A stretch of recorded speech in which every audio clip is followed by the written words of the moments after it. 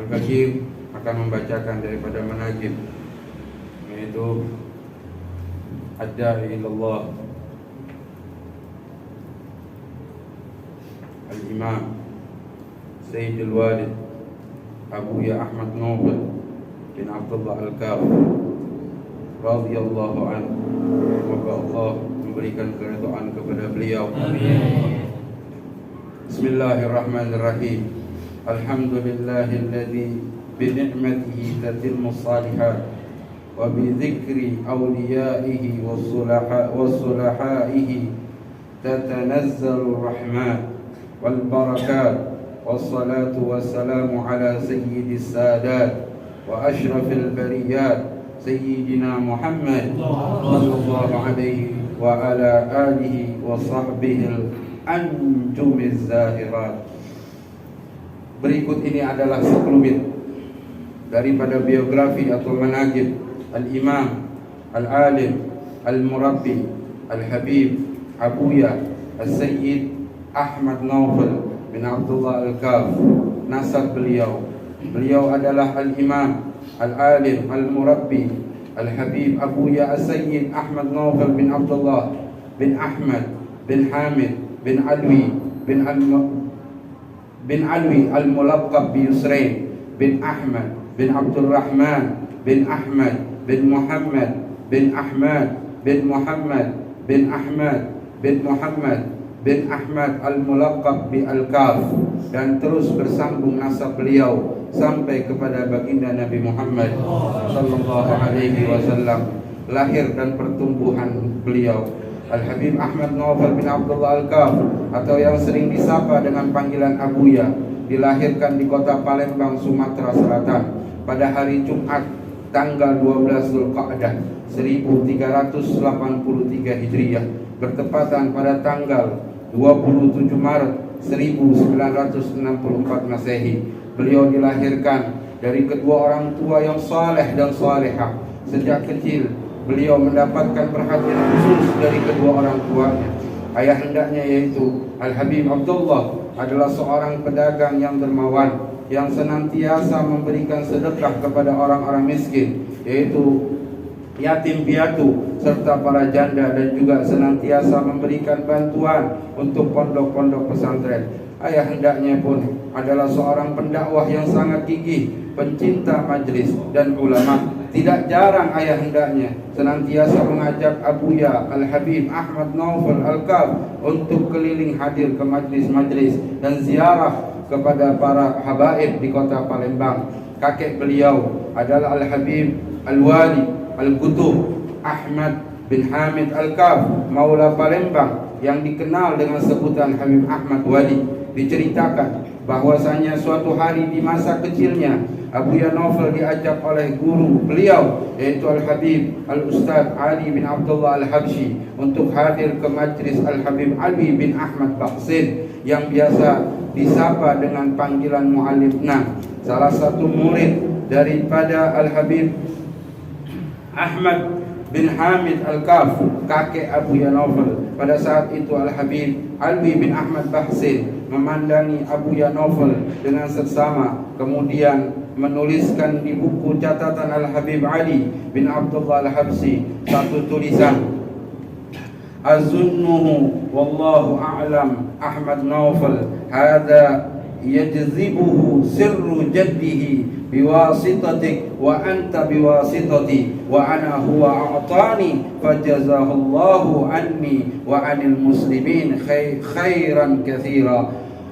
Wallahu a'lam. Aku melihat di dalam diri Ahmad Nawfal ini memikat sir rahasia kakeknya Al-Habib Ahmad bin Hamid Al-Kaf dengan perantaramu, dan engkau mendapatkan sir tersebut dariku, dan aku telah diberikan sirnya tersebut langsung kepadaku. Semoga Allah membalas untukku dan untuk umat muslimin balasan yang banyak. Pendidikan beliau setelah lulus daripada sekolah diniyah, Abuya Al-Habib Ahmad Nawfal Al-Kaf dimasukkan oleh kedua orang tuanya di pondok pesantren Ar-Riyad Palembang. Di pondok itulah beliau belajar dasar-dasar ilmu agama seperti Al-Quran, Al-Hadis, Fikih, Sirah dan lain sebagainya di bawah asuhan Al-Habib Al-Ustaz Ahmad bin Abdullah Al-Habsyi. Beliaulah guru setelah ayahandanya. Di masa belajarnya di Pondok Pesantren Ar-Riyadh, Abuya adalah seorang yang memiliki kecerdasan dan pemahaman yang sangat cepat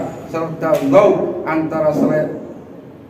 atau selera dan empati yang sangat tinggi. Pada umur beliau 13 tahun, beliau mendapatkan beasiswa untuk dikirim ke Makkah Al-Mukarramah oleh gurunya, yaitu Al-Habib Ahmad bin Abdullah Al-Habsyi, pimpinan Pondok Pesantren Ar-Riyadh Palembang, bersama sebagian temannya, yaitu Al-Habib Hamid An-Nagib bin Muhammad bin Syekh Abu Bakar bin Salim dan Al-Habib Umar Abdul Aziz bin Abdul Rahman bin Syahab, untuk meneruskan pelajarannya di pesantren Al-Alim Al-Allamah Al-Muhaddis Abuya As-Sayyid Muhammad Alwi Al-Maliki Al-Hazani pada tahun 1979 Masehi.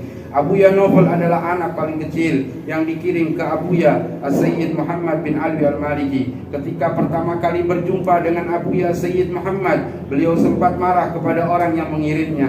Kenapa yang dikirim anak kecil? Akan tetapi setelah itu Abuya Sayyid Muhammad sangat sayang kepadanya, sehingga beliau mendapatkan didikan dan perhatian khusus serta ditempatkan di kamar istirahatnya dan menjadi khadimnya. Diceritakan oleh sebagian teman semasanya belajar di sana, Abuya Novel adalah orang yang sangat dekat dengan Abuya Sayyid Muhammad, dan juga beliau orang yang paling kuat dan sabar dalam berkhidmah kepada Abuya Sayyid Muhammad Al-Maliki, sebab tidak mudah dalam berkhidmah melayani beliau. Di mana Abuya Sayyid Muhammad duduk, di situ pasti ada Abuya Novel. Abuya Sayyid Muhammad pernah berkata kepada Abuya Novel, "Ya Novel, qaddamtani khidmatan la aqdiru ansaha." Wahai Novel, engkau telah berkhidmah kepadaku suatu khidmah yang tidak akan bisa aku lupakan. Dengan tekad hati yang kuat dan kesabaran yang besar dalam berkhidmah, Abuya Novel mendapatkan jaminan khusus dari gurunya, Abuya Sayyid Muhammad bin Alwi Al-Maliki, dengan mengatakan kepadanya, "Ya Novel, ashfa'uka yaumal qiyamah." Wahai Novel, kelak aku akan memberimu syafaat di hari kiamat. Di pertengahan belajarnya di kota Mekah, suatu hari Abuya Novel merasakan rasa jenuh yang mendorongnya ingin pulang ke tanah air karena rindu pada keluarganya. Beliau pun mendatangi gurunya Abuya Sayyid Muhammad dan mengeluh akan apa yang dirasakan. Maka setelah mendengar keluhan tersebut, Abuya Sayyid Muhammad tidak memberinya izin untuk pulang, akan tetapi memerintahkan keluarga Abuya Novel untuk datang ke kota Mekah. Bahkan Abuya Sayyid Muhammad menyiapkan satu kamar khusus untuk menjadi tempat tinggal keluarga Abuya Novel. Kamar itu pun diberi nama dengan sebutan Ghurfah Ummi Novel. Guru-guru guru Abuya Novel sangatlah banyak. Di antara guru beliau yaitu Al-Muhaddis Al-Haramain Abuya Sayyid Muhammad bin Alwi Al-Maliki Al-Hazani, Al-Habib Alwi bin Ahmad Basin Muallim Nan, Al-Habib Umar bin Syekh bin Syahab, Al-Habib Ahmad Abdullah Al-Habsyi, pimpinan Pondok Pesantren Ar-Riyadh Palembang, Al-Habib Ali bin Abdullah Al-Habsyi, Ustaz Ali Alim, Al-Habib Ali bin Hussein Aidid, Al-Syekh Abdullah Al-Lahji, Al-Syekh Hasan Al-Mashad, Al-Syekh Muhammad Ali As-Sabuni, Al-Syekh Abdullah Daldum, Al-Syekh Ahmad Ar-Ruqaimi, dan masih banyak lagi daripada guru-guru beliau. Abuya Novel juga banyak berjumpa dengan mengambil sanad serta talbis dan talqim dari para ulama dan aulia di masanya, seperti Al-Qutub Al-Habib Abdul Qadir bin Ahmad As-Segab, Al-Habib Ahmad Mashhur bin Taha Al-Haddad, dan Al-Habib Ali bin Ahmad bin Hasan Al-Attas, serta Al-Habib Abdullah bin Muhammad bin Alwi bin Syahab. Dakwah dan penyebaran ilmu. Di tahun 1987, Abuya Sayyid Muhammad Al-Maliki memberikan isyarat kepada Abuya Novel untuk pulang ke tanah air setelah mendapatkan didikan dan perhatian khusus.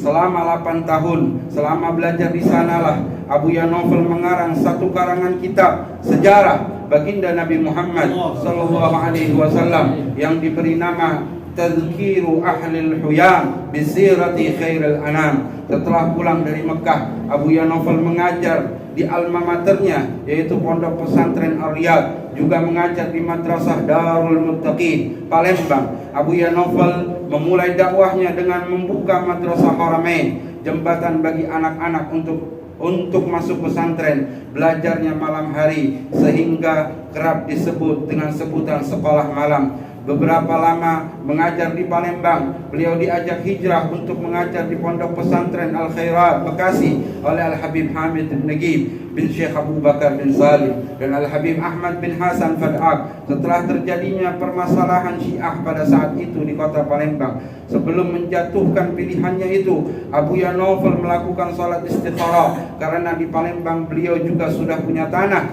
2 hektar untuk dijadikan pembangunan pondok pesantren yang sekarang dipegang oleh teman seperjuangannya sekaligus ipar beliau, Al-Habib Umar Abdul Aziz bin Abdul Rahman bin Syahab, yang telah mendirikan di tanah tersebut pondok pesantren Rubat Al-Muhibbin. Setelah sholat istikharah, Abuya mendapatkan jawaban bermimpi pindah ke Madinah Al-Munawwarah, artinya beliau harus hijrah. Kemudian beliau sowan silaturahmi ke Al-Habib Al-Ustaz Umar bin Ahmad bin Syahab, seorang ulama dan wali Palembang, untuk menanyakan perihal istikharahnya itu. Maka Al-Habib Al-Ustaz Umar bin Ahmad bin Syahab menganjurkan kepadanya untuk hijrah, safar, melakukan perjalanan. Akhirnya beliau pun hijrah dan mengajar di Pondok Pesantren Al-Khairat Bekasi. Pembangunan Pondok Pesantren Darul Habib. Setelah 5 tahun mengajar di Bekasi, Abuya Naufal mendapatkan sebidang tanah yang diwakafkan